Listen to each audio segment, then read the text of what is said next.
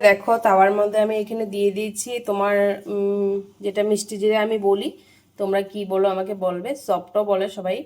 আর দেখো এখানে নিয়েছি ধনে, মানে গোটা ধনেটা আর কি, শুকনো।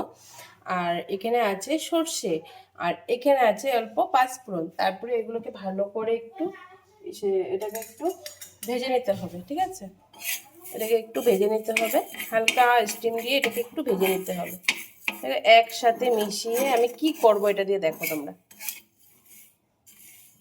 যে এটা দিয়ে কি বানাচ্ছি তোমরা একটু দেখো, ঠিক আছে?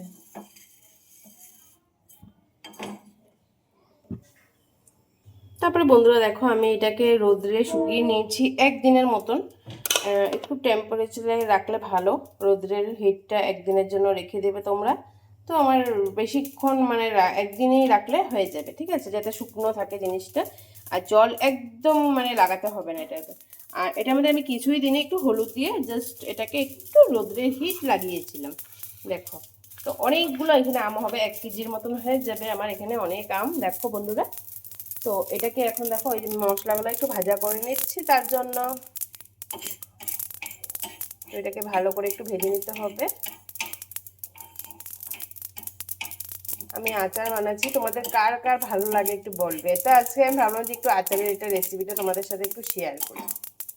তোমার এটা হয়ে গেল। তারপরে নিয়ে নিলাম দেখো, যেটা আমি মরিচের গুঁড়ো, শুকনো লঙ্কা দিয়ে একটু ভেজে আমি এটা গুঁড়োটা নিয়ে নিলাম। বন্ধুরা দেখো এইভাবে করে এটাকে গুঁড়ো করে নিতে হবে, ঠিক আছে? একটু হালকা ক্রাশ করে নিতে হবে। তো আমি মিক্সিতে দিতে পারতাম, তো আমি মেশিনে দিই নেই, কারণ হাতে করে নিচ্ছি, হাতে করলে বেশি ভালো হবে। দেখো এখানে আমি নিয়ে নিচ্ছি কালো নমক, যেটা কালো মানে কি বলে, আমি তো বিট লবণও বলি, তো তোমরা যেটাই বলো, কেউ কালো নমকও বলে, হয়তো চিনে না, তার জন্য আমি দুটোটাই বলে দিলাম। তো দেখো নিয়ে নিলাম আমি কালা নমকটা। আর এখানে আছে আমার সব এই যে মিক্স করা, এই যে তোমার, আরে কোথায় চলে যাচ্ছে, তো এই যে সবটা যেটা আমি করেছিলাম গুঁড়ো করে নিয়েছি আদা আদা ক্রাশ করে। আর এখানে আছে এই যে লঙ্কা গুঁড়োটা, যেটা আমি করে রেখেছিলাম অল্প করে। তো এবার চলো শুরু করি আমি। তো এখানটা আমি অয়েল গরম করে নিয়েছি, দেখো ধোয়া উঠছে, একটু পরে দিব এটা জাস্ট। তারপরে নিয়ে নিলাম দেখো ভিনিগার, তো ভিনিগার তো আমাদের লাগবেই, তো ভিনিগার নিয়ে নিলাম। আর এখানে নিয়েছি দেখো এটা কাসন্দি, তো কাসন্দি একটু দিব তাহলে ভালো লাগবে। তারপরে নিয়ে নিলাম দেখো মরিচের গুঁড়ো, একটু একটু মরিচের গুঁড়ো দিলে রঙটা সুন্দর আসবে। তো বন্ধুরা এখানে একটু মানে লবণ ছিল, আমি এখানে দিয়ে দিলাম, যেটা সাদা লবণ। আর এই দেখো এবার আমি আমার সব পেস্ট করে রেখেছি, এটা একটু একটু করে তোমাদের যেটুকু বুঝে তোমরা দিবে, ঠিক আছে? সবটা বানিয়েছে বলে সবটা দিয়ে দেবো, কোনো কথা নেই। আমি বানিয়েছি একটু বেশি করে, জাস্ট আমি আর একটা রকমের আচার বানাবো, তার জন্য তোমরা মানে ছোটো আম থাকলে বানিয়ে নিতে পারো, যেরকম আম থাকে ছোট বড়। তো দেখো তোমাদের সাথে একটু শেয়ার করলাম যাতে তোমরাও বানিয়ে খেতে পারবে বাড়িতে থাকলে। আম যার গাছ আছে নষ্ট হয়ে যায় না, আমার বাড়িতে যে এত আম বন্ধুরা, সব নষ্ট হয়ে যাচ্ছে, তাই ভাবলাম যে একটু আচার করে নিই আর তোমাদের সাথেও একটু দেখাতে পারবো। তার জন্য এটা করা আর কি। আমি সবসময় প্রতিবার গরমে একটু আচার করি, সবসময় একটু আচার করি। তো বিট লবণটা দিচ্ছি দেখো, দেখো বিট লবণটা আমি একটু বেশি করেই দিচ্ছি, কারণ এখানে অনেকটাই আমার আছে। তারপরে দিয়ে দেবো দেখো লঙ্কা গুঁড়োটা, এটা শুকনো লঙ্কা ক্রাশ করে একটু রেখেছিলাম। তারপরে দিকটা দিব আমি এই যে দেখো মরিচের গুঁড়োটা, তোমরা দেখে আমি দিচ্ছি আমার যেটুকু বুঝে আর কি, আমি অনেক তো তাই অনেকটাই একটু বেশি করে দিচ্ছি। একটু ঝাল ঝাল হলে মজা লাগে না বলো বন্ধুরা? আচার যদি একটু ঝাল না হয়, টক মিষ্টি ঝাল যাকে বলে, তো ভালোই লাগে না। তো ভালো লাগতে হবে না, টেস্টি করে বানাচ্ছি, আর আমার বরের তো খুব পছন্দ যে আচার। তারপরে এবার দিব সাদা লবণটা, দেখো সাদা লবণ একটু দিয়ে দিচ্ছি আমের মধ্যে, মানে দেখো লবণটা অনেকটাই দরকার লাগবে, কেন আমার অনেকটাই আচার না, তার জন্য দেখো কতটা আচার। তারপরে এখানে একটু দিয়ে দেবো ভিনিগারটা, পরে দেবো, ঠিক আছে? এবার দিয়ে দেবো কাসন্দিটা, দেখো কাসন্দিটা একটু দিয়ে দিলাম।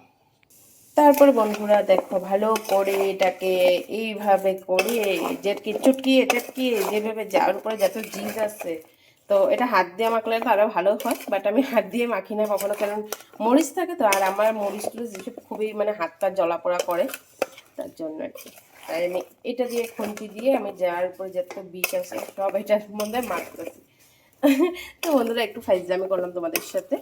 তো যাই হোক, চলো আমি তোমাদের সাথে বক বক করে করে আমার এটা মানে মেরিনেট করা হয়ে গেল। তো ওইদিকে যে বাইরে এত বাতাস দিচ্ছে বন্ধুরা, আরো যে কত আম পড়েছে তোমাদেরকে সেটাও দেখাবো, ঠিক আছে? আর এই ও, তো বন্ধুরা দেখো আমার হয়ে গেল। এবার দিয়ে দিব আমার তেল। সেটা তো বন্ধুরা তেলটা একটু গরম ছিল, তো দেখো ঢেলে দিলাম। তেলটা ঢালার পর দেখো মেখে দিলে হবে।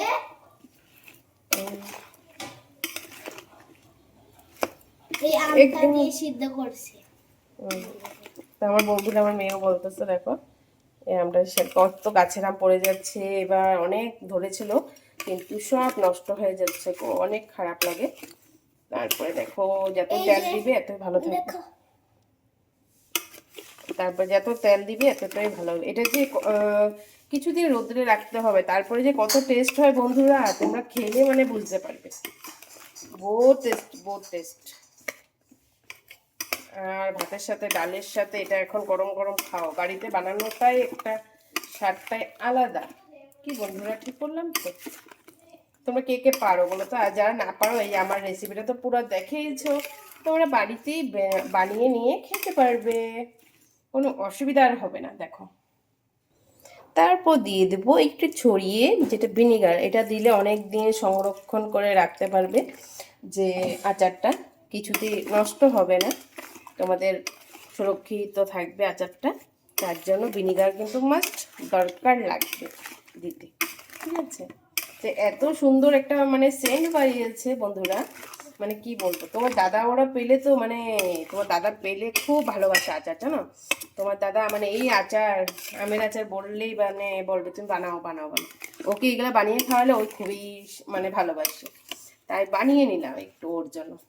ও তো আমাদের জন্য কতটা কষ্ট করে, কত কাজ করে না বন্ধুরা, বলো? তাই একটু ওর জন্য একটু করার তো দরকার। আমার হাজব্যান্ড যা যাই ভালোবাসে আমি সবটা করি, তো আমার কষ্ট হোক, বাট আমি ওর জন্য করি।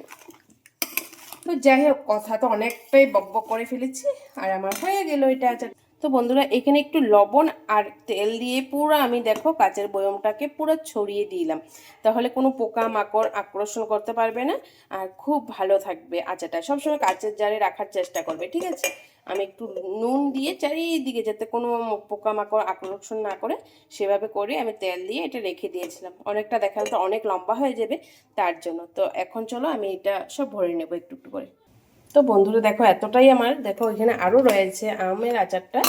আর এখানটা দেখো তেলটা দেখো কি সুন্দর, জাস্ট ওয়াও লাগছে, ওয়াও। কে কে খাবে চলে আসো, এই আচারটা রেসিপি বানিয়ে নিও, খুব টেস্টি ইয়াম্মি। এই আচারটা আরেক রকমের, এটা একটু আমি তোমার সিদ্ধ করিনি, এটাকে ছুলে রেখে একদম লবণ মাখিয়ে কষলিয়ে এটা জলটা বের করে নিয়েছি। এবার এটাকে শুকনো করে মাখতে হবে, আর রোদ্রে রেখে দিয়েছিলাম অনেকটা টাইম। এইখানেও সেম পুরো একটা শুকনো কাপড় দিয়ে আমি মুছে নিয়েছিলাম, জলটা মানে ছড়িয়ে নিয়েছি, আর পুরো শুকনো করে কাপড়টা দিয়ে মানে মুছে নিয়েছিলাম। তারপরে এবার দিয়ে দেবো যত আমার গুঁড়োগুলো ছিল সব। তো মরিচের গুঁড়োটা দিয়ে দিলাম, এবার দিয়ে দিচ্ছি তোমার এই যে লবণ গুঁড়োটা, ঠিক আছে, কালো লবণটা। আর দিব এই যে মশলা, যেটা সর্ষ, পাঁচফোড়ন, তারপরে ধনে, মিষ্টি জিরা, এগুলো সব পেস্ট করে রেখেছি, এটা দিয়ে দেবো একটু। তোমরা একটু বেশি করে বানিয়ে নিলে না, আবার অন্য কোনো একটা আচার বানিয়ে নিলেও মানে তোমরা ইউজ করতে পারবে আর কি। আমার হয়ে যাচ্ছে সব একটা এক করে, সেম ওইটাতে যা যা দিয়েছি এটাও দিয়ে দেবো, কিন্তু এতে একটু টেস্টটা অন্যরকম হবে, এটা একটু অন্যরকম। তো মরিচগুলো সবই দিয়ে দিলাম। আগে যেহেতু নুন মাখিয়ে আমি দিয়েছিলাম না, এবার নুনটা আমি একটু কম করে দেবো, ঠিক আছে? 1 চামচ দিয়েছি, একটু দিয়ে দেবো। টকের মধ্যে একটু লবণটা বেশি লাগে, আগেও বলেছিলাম। তারপরে এবার দিব একটু, দেখো এটা দিয়ে দিচ্ছি। এবার ভিনিগারটা দিয়ে দেব। ভিনিগার কিন্তু আমি ওইবার এনেছিলাম বন্ধুরা, জানো, এবারও ইউজ করতে পারছি এটাকে। তো এবার তেলটাও ঢেলে দেব এর মধ্যে।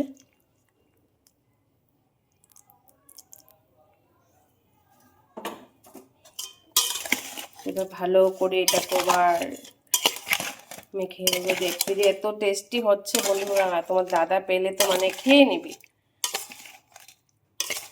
দেখো, তো এগুলো সব কাচের একটা জারের মধ্যে রাখার চেষ্টা করবে তোমরা। আমি তো এখন স্টিলের এটার মধ্যে বানাচ্ছি, তোমরা বানিয়ে নিয়ে তোমরা তারপরে ওইটার মধ্যে স্টোর করে নিতে পারবে। যে কোনো একটা বয়াম কাচের নিবে, সরি আচার বলে দিচ্ছি। তো আচারটা কে ওইটা ভালো রাখে, কাচের বয়ামে সবসময় আচার রাখলে সবসময় ভালো থাকে। দেখো কি টেস্টি না হচ্ছে দেখতে। দেখো এইভাবে করে তোমরা বানিয়ে নিবে, খুব ইয়াম্মি হবে। তারপরে হয়ে গেল। এর মধ্যে এখন কাঁচা মরিচগুলো একটু ছিঁড়ে নিয়েছি, এটাও দিয়ে দেবো। আবার ওটাকে একটু গার্নিশ করে নেব। এটাকে কিছুদিন রোদ্রে লাগাতে হবে, ঠিক আছে বন্ধুরা? রোদ লাগালে এত যে টেস্টি হবে না আচারটা, সেম বাজারের মতন পাবে তোমরা, আর নষ্টও হবে না। দেখো অনেক দিন তোমরা খেতে পারবে, 1 বছর 2 বছর খেতে পারবে এটা, যত্ন করে রাখলে। রোদ্রে দিয়ে দিয়ে রাখতে হবে। কেমন লাগলো আমার রেসিপিগুলো?